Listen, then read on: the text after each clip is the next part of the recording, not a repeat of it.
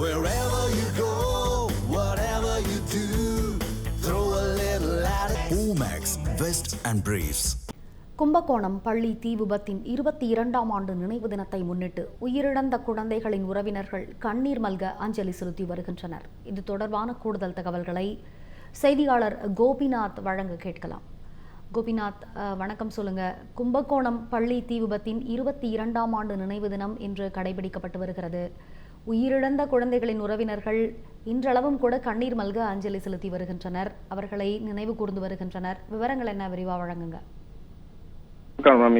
தஞ்சாவூர் மாவட்டம் கும்பகோணத்தில் ஸ்ரீ கிருஷ்ணா உதவி பெறும் துவக்கப்பள்ளி கடந்த 2004ஆம் ஆண்டு ஜூலை 19ஆம் ஆண்டு நேரிட்ட கொடூர தீ விபத்தில் 94 குழந்தைகள் தீக்கிரையான இந்த துயர சம்பவத்தில் 22ஆம் ஆண்டு நினைவு தினம் இன்று அனுசரிக்கப்பட்டு வருகின்றன.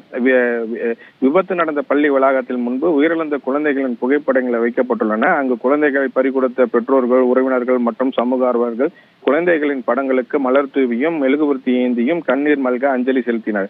மேலும் குழந்தைகளுக்கு பிடித்தமான சாக்லேட் மற்றும் பிஸ்கட் பாக்கெட்கள் வைத்து பெற்றோர் கதறி அழுதவாறு சோகத்தை ஏற்படுத்தியுள்ளது. கும்பகோணம் மாநகராட்சி சார்பாக மேயர் சரவணன் மற்றும் மாநகராட்சி ஆணையர் KM சுதா மாநகராட்சி அலுவலர்கள் மலர் வளையம் வைத்து மரியாதை செலுத்தினர். பள்ளி தீ விபத்தில் இறந்த சுஸ்மிதாவின் சகோதரி மதுமிதா ஜூலை 16 அன்று எங்களது 22 வருஷ கோரிக்கை கும்பகோணம் பள்ளி தீ விபத்தில் இறந்த பிள்ளைகளின் நினைவை போற்றும் வகையில் ஒரு நாள் உள்ளூர் விடுமுறை அளிக்க வேண்டும். பல ஆட்சிகள் மாறினாலும் எங்கள் கோரிக்கை நிறைவேற்றப்படவில்லை. மற்றும் இந்த இன்பராஜ் குழந்தைகள் இறந்த பெற்றோர் தீயில் கருகிய இறந்த குழந்தை குடும்பத்தினர் உள்ளவர்கள் படித்து வேலை இல்லாமல் இருக்கிறார்கள். அவர்களுக்கு தமிழ்நாடு அரசு அவர்களுக்கு அரசு வேலை வழங்க வேண்டும் என கூறிக்கொண்டார். இந்நிகழ்ச்சியில் அனைத்து கட்சி பிரதிநிதிகள், பொதுமக்கள், மாணவர்கள், குழந்தைகள் இறந்த பெற்றோர்கள் என ஏராளமான அஞ்சலி செலுத்தி வருகின்றனர். ரம்யா, விவரங்களை வழங்கியமைக்கு நன்றி கோபிநாத்.